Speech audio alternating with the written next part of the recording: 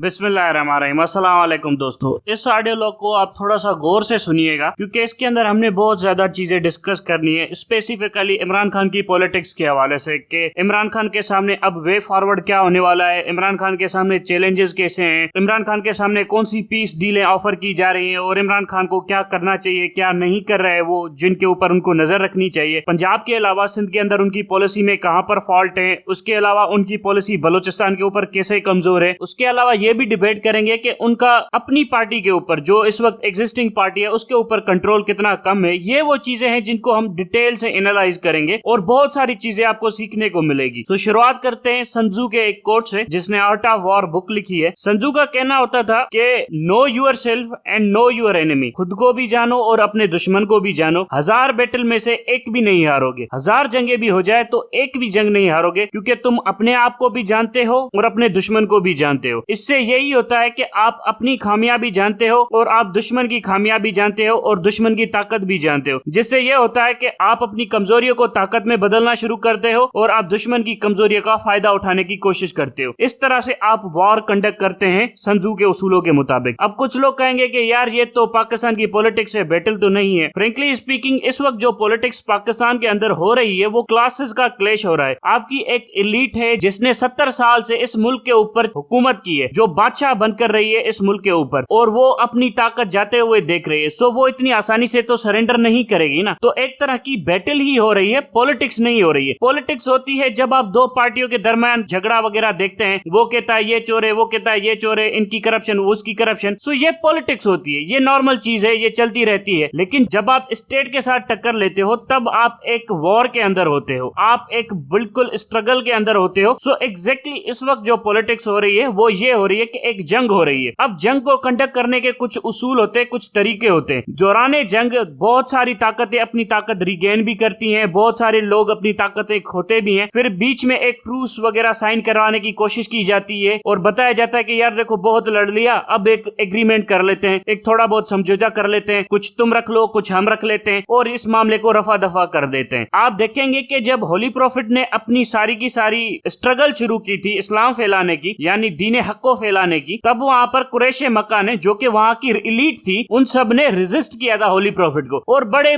तकलीफें वगैरह दी। लेकिन आप देखें कि होली प्रॉफिट ने वो सारी की सारी तकलीफें बर्दाश्त की, उसके बाद जाकर उनको समझाते रहे, लड़ते रहे, बताते रहे। अल्टीमेटली उन्होंने थक हार कर कुरैश मक्का ने, यानी वहां की एलीट ने, जाकर एक पीस प्रपोजल दे दिया, हजरत अबू तालिब को दिया था कि जाके अपने भतीजे को कहो कि हम उसके लिए ये चीजें कर देते हैं, तो इस तरह से अगर वो हमारे साथ समझौता कर लेता है तो हम दोनों के दरमियान सुलह हो सकती है, मतलब एलीट ऑफ कुरैश और होली प्रॉफिट के दरमियान सुलह हो सकती है। तो वहां पर होली प्रॉफिट का बड़ा जवाब है ना, तगड़ा हुआ करता था, बड़ा जबरदस्त जवाब था, तारीखी जवाब था, क्योंकि होली प्रॉफिट हक के ऊपर थे। तो उन्होंने जवाब बड़ा जबरदस्त दिया था। उन्होंने कहा था कि एक हाथ के ऊपर चांद रख दो, दूसरे हाथ के ऊपर सूरज रख दो, तब भी इस काम से मैं पीछे नहीं हटूंगा। सो ये दिखाता है होली प्रॉफिट का रिजॉल्व विल, उनकी मजबूती और उनका भरोसा अपने मिशन के ऊपर, जिसकी वजह से वो इतना ताकतवर महसूस कर रहे थे कि हाँ ये चाहे कितनी भी बड़ी डील दे दे लेकिन मैं अपने मिशन से पीछे नहीं हटूंगा। फिर उनको वो जो सरेंडर करवाने के बारे में आ रहे थे कुरैश वगैरह, वो उनको नहीं मिला। अल्टीमेटली और ज्यादा तकलीफें दी होली प्रॉफिट को at the end of the day, और सच आखिर में हमेशा ही जीता है और फिर दीन हक बुलंद हुआ और फिर वही कुरैश के सरदार दीन हक के सामने झुके। सो ये होती है रिजॉल्व, ये होती है विल। जब भी आप किसी स्ट्रगल में आते हो या पॉलिटिकल स्ट्रगल में आते हो या मिलिट्री कॉन्फ्लिक्ट की स्ट्रगल में आते हो, तो जरूरी नहीं होता कि हर दिन आप जीते। कुछ ऐसे दिन होते हैं जब आपको बहुत ज्यादा नुकसान होता है, लेकिन फिर आप अपना रिजॉल्व शो करते हैं, फिर आप अपना डिटर्मिनेशन शो करते हैं, फिर आप अपने इरादे की मजबूती शो करते हैं और फिर आप अपनी कंसिस्टेंसी शो करते हैं, जिसके बाद चलते चलते अल्टीमेटली आपको कामयाबी मिलती है। सो ये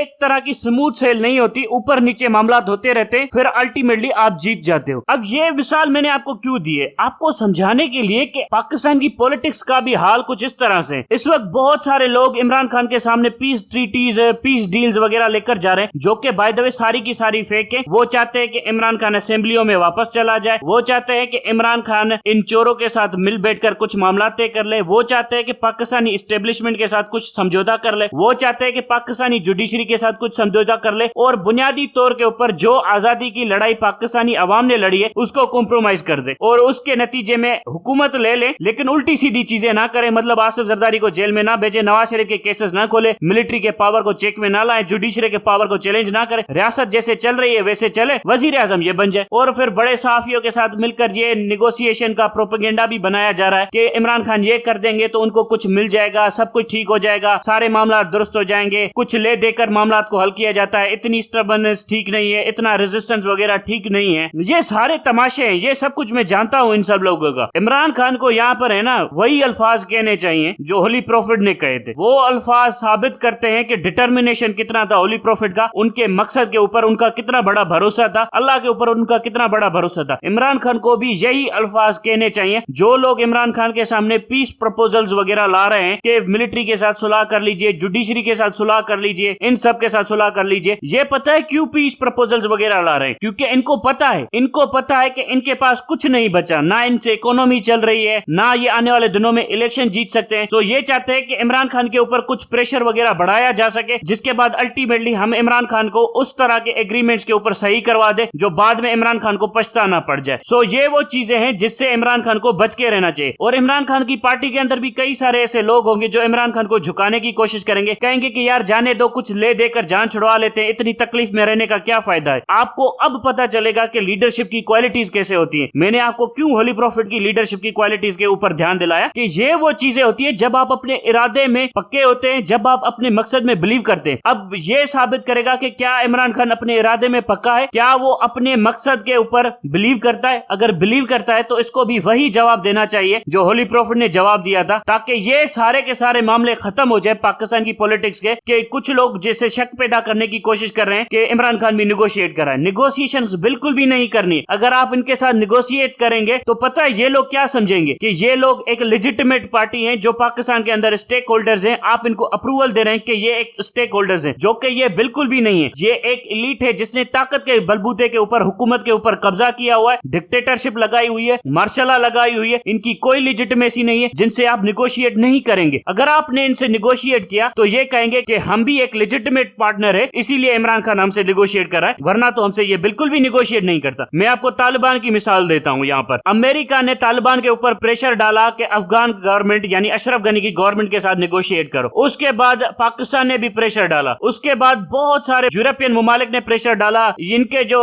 अफगान तालिबान के जो हमदर्द थे, सऊदी अरब के ममालिक, अरब ममालिक, उन सब ने भी प्रेशर डाला कि यार इनके साथ निगोशिएट करो। अफगान तालिबान ने कहा कि हम पपेट रिजीम के साथ निगोशिएट नहीं करेंगे। अल्टीमेटली क्या हुआ? अल्टीमेटली यही हुआ कि उन्होंने पपेट रिजीम के साथ निगोशिएट नहीं किया। At the end of the day they won. Afghan Taliban के हाथ में हुकूमत आ गई और बड़ी इज्जत से आ गई। अब इमरान खान को जो लोग सलाह दे रहे हैं कि आप इनके साथ निगोशिएट करेंगे, तो मैं आपको बता देता हूं वो इसका फायदा उठाएंगे और कहेंगे कि हम एक लेजिटिमेट पार्टनर है, तभी तो इमरान खान हमसे निगोशिएट कर रहा है। और अफगान तालिबान ने उनसे निगोशिएट नहीं किया था अशरफ गनी से, उन्होंने कहा था कि ये एक पपेट गवर्नमेंट है। सो इमरान खान के ऊपर जो भी प्रेशर डाल रहे हैं वो उसको धोखा दे रहे हैं। और अल्टीमेटली जब इमरान खान इनके साथ निगोशिएट वगैरह करेगा तो पता है क्या होगा? तो ये इमरान खान की कोई भी बात नहीं मानेंगे, बस मीडिया के ऊपर नैरेटिव बनाएंगे और खुद को ये साबित करने की कोशिश करेंगे कि ये एक लेजिटिमेट स्टेक होल्डर्स हैं इस रियासत के अंदर और इमरान खान इसीलिए इनके साथ निगोशिएट करा और इलेक्शन अपने टाइम के ऊपर होंगे। यही सारा ड्रामा करेंगे और इमरान खान को इस निगोशिएशन से कुछ मिलेगा भी नहीं। सो ये वो चीजें होती हैं जब आप एक जंग कंडक्ट करते हैं, तब आपके ऊपर मुश्किल वक्त आता है, तब आपके इर्द गिर्द कुछ लोग होते हैं जो कमजोर पड़ जाते हैं, फिर आपको इस तरह के उल्टी सीधी एडवाइजेस देना शुरू करते हैं। कुछ अपनी अच्छी नीयत से भी दे रहे होंगे और कुछ अपनी बदनीयती के तौर के ऊपर भी दे रहे होंगे। सो जो अच्छी नीयत से होते हैं वो बेचारे गरीब हैं, वो तो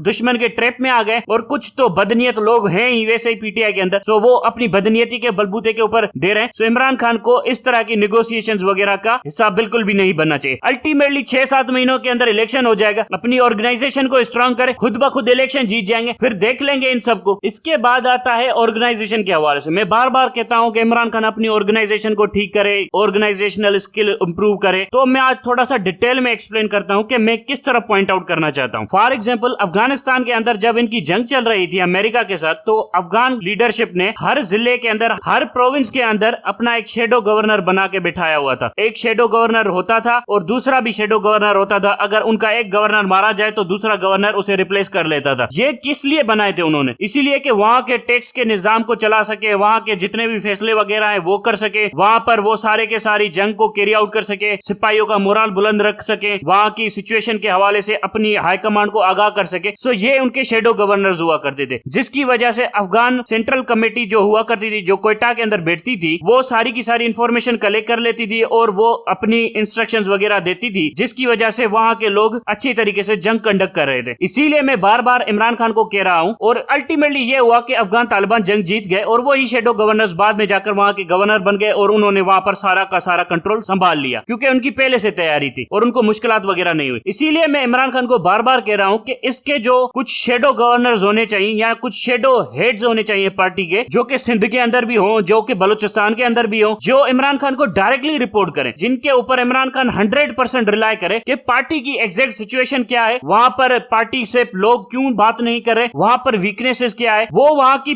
पूरी असेसमेंट करके ग्राउंड की रियलिटीज की पूरी रिपोर्ट इमरान खान को प्रेजेंट करे। अनफॉर्चुनेटली ऐसा बिल्कुल भी नहीं हो रहा। इसीलिए मैं बार बार इमरान खान को कह रहा हूं कि कुछ लोग अपॉइंट किए जाएं, कुछ टीमें बनाई जाए 3 से 4 लोगों की, और बड़े कॉम्पिटेंट लोगों की टीमें बनाई जाए और उनको एम्पावर किया जाए, उनकी फाइनेंशियल तौर के ऊपर मदद की जाए और उनको रिसोर्सेज वगैरह दिए जाए और पार्टी को कहा जाए कि इनकी सपोर्ट करो। जितनी भी लोकल पार्टी स्ट्रक्चर है सिंध प्रोविंस का, उनको कहा जाए कि तुम इनकी मदद करो। फिर वो जाएंगे सिंध के अंदर, फिर वो सिंध के अंदर पीपल्स पार्टी की पूरी पॉलिटिक्स को एनालाइज करेंगे, और हर बंदे की पॉलिटिक्स में कुछ ना कुछ खामियां होती हैं। पीपल्स पार्टी की भी यहाँ पर 1000 खामियां हैं। यहाँ पर इनकी मखदूमों से नहीं बन रही है, यहाँ पर इनकी और भी बहुत सारे थर्मे लोग हैं उनके साथ नहीं बन रही है, उत्तर सिंध के अंदर इनकी नहीं बन रही है, सेंट्रल सिंध के और मसले हैं, नौजवान पॉपुलेशन खुद को इनके साथ एफिलिएट नहीं कर रही है, और बहुत ज्यादा कमजोरियां हैं पीपल्स पार्टी की सिंध के अंदर। लेकिन मसला ये कि यहाँ पर ऑप्शन नहीं है, इसी वजह से पीपल्स पार्टी बार बार जीत जाती है। सो ये वो चीजें हैं जो इमरान खान एनालाइज कर सकता है, अपने कुछ की अपॉइंटीज यहाँ पर भेज सकता है जो इन तमाम तर चीजों को एनालाइज करेंगे, फिर इमरान खान को रिपोर्ट देंगे और फिर यहाँ पर उन कमजोरियों का जो कि पीपल्स पार्टी के उनका फायदा ले सकते हैं और यहाँ पर एक अच्छा नया नेटवर्क खड़ा कर सकते हैं, जिसकी वजह से हो सकता है इमीडिएट इलेक्शन में पीटीआई को फायदा ना हो, लेकिन in the long run PTI को फायदा हो जाए और एक नई लीडरशिप पीटीआई को सिंध के अंदर से मिल जाए। यही काम आप एग्जैक्टली बलूचिस्तान के अंदर भी कर सकते हैं। आप कुछ की अपॉइंटमेंट करें, उनको पैसे दें, उनको सपोर्ट करें, उनको पॉलिटिकल सपोर्ट दें, फिर वो खुद ब खुद बलूचिस्तान की सारी पॉलिटिक्स को स्टडी करके वहां पर नए प्लेयर खड़े कर सकते हैं। वो सिंध के साथ भी यही कर सकते हैं। फॉर एग्जांपल हजरत उमर फारूक का दौर था, तो उस टाइम के दौरान क्या वो खुद जंगे लड़ने जाते थे? क्या उन्होंने अपने कुछ जनरल्स भेजे होते थे ना, कि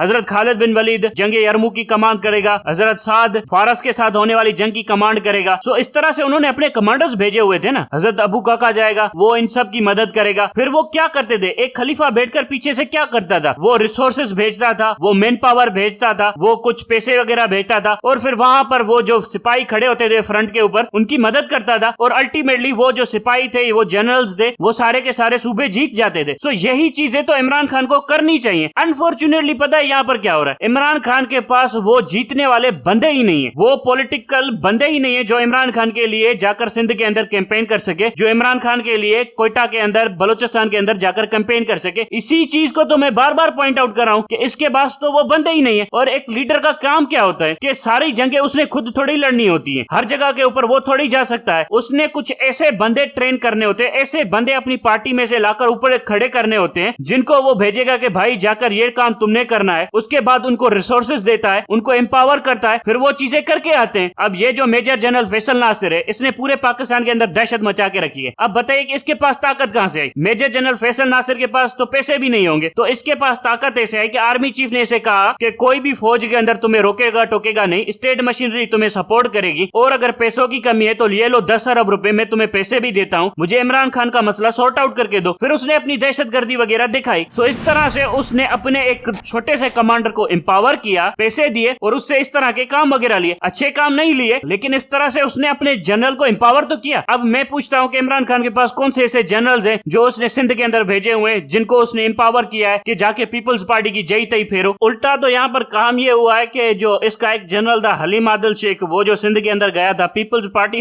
ने पकड़ के उसके साथ जो किया है, तो हलीम आदिल शेख तो इसका जनरल था, लेकिन पीपल्स पार्टी वालों ने तो इसको धोके रख दिया, और उसके बाद इसके जनरल की पिटाई हो रही है और ये बंदा नोटिस भी नहीं ले रहा। अब इस एटीट्यूड के साथ आप कैसे जीतेंगे? ये वो चीजें हैं जो आपकी कमजोरियां। अगर आप इस चीज को आप बलूचिस्तान के ऊपर अप्लाई करें, बलूचिस्तान के अंदर इसकी कौन सी टीम है जिसको इसने एम्पावर किया है, जिसको पैसे दिए, जिसको मैंडेट दिया है कि बलूचिस्तान के अंदर हमें अपनी पार्टी को मजबूत करना है, हमें ये नेटवर्क बनाना है, ये चीजें करनी है। सो ये इसने नहीं किया, जिसकी वजह से अल्टीमेटली क्या हो रहा है कि बलूचिस्तान के अंदर पार्टी कमजोर है, सिंध के अंदर पार्टी कमजोर है। जहांगीर तरीन और अलीम खान को मैं पसंद क्यों करता हूं? लोग कहते हैं कि इन्होंने धोखा दिया, मुझे नहीं लगता इन्होंने धोखा दिया, वो मजबूर हो गए थे, उनके अलग मसले। लेकिन जहांगीर तरीन और अलीम खान को मैं पसंद इसलिए करता हूं कि अगर इमरान खान इन्हें टास्क देता था तो ये अपने अपने पर्सनल रिसोर्सेज यूज करके वो टास्क कैरी आउट करते थे। और उसके अलावा ये गो गेटर्स थे, ये हासिल करना चाहते थे, ये कॉन्करर्स थे। अब आप इसकी जगह के ऊपर देखें, असद उमर को देखें और आप शाह महमूद कुरैशी को देखें, ये गो गेटर्स हैं। क्या वो कर रहे हैं चीजें? शाह महमूद कुरैशी तो तलवे चाट रहे और कुछ भी नहीं करा। सो इस तरह के नाकाम लोगों के साथ आप जंग जीतना चाहते हैं, और वो भी रियासत के खिलाफ, और वो भी पाकिस्तानी मिलिट्री एस्टेब्लिशमेंट के खिलाफ, फिर आपको समझौते ही करने पड़ेंगे। अगर आप समझौता नहीं करना चाहते तो आपको वो बंदे हासिल करने पड़ेंगे जो गो गेटर्स हो, जिनको आप एम्पावर करें, जिनको आप बलोचिस्तान के अंदर भेजे, जिनको आप सिंध के अंदर भेजे, जिनको रिसोर्सेज दे, जिनको लीगल सपोर्ट दे, जिनको पार्टी का नेटवर्क सपोर्ट करे, और फिर वो जाकर आपके लिए बहुत सारी अच्छे रिजल्ट्स लेकर आएंगे। हर जंग आप खुद नहीं लड़ सकते। कई ऐसी जंगें हैं मुसलमानों की। अफ्रीका की कॉन्क्वेस्ट किसने की थी? मूसा बिन नसीर ने की थी। सिंध की कॉन्क्वेस्ट किसने की थी? मोहम्मद बिन कासिम ने की थी। खलीफा खुद चलकर थोड़े ही आया था सिंध के अंदर, खलीफा खुद चलकर ये जीतने थोड़े गया था अफ्रीका के कॉन्टिनेंट। और जिब्राल्टर के ऊपर खुद खलीफा थोड़ी उतरा था, तारिक बिन जियाद उतरा था। तारिक बिन जियाद कौन था? मूसा बिन नसीर के अंडर में सर्व करने वाला एक जनरल था। तो तारिक बिन जियाद ने जाकर स्पेन फतह किया था। सो खलीफा खुद थोड़ी जाता है, आप अपनी एक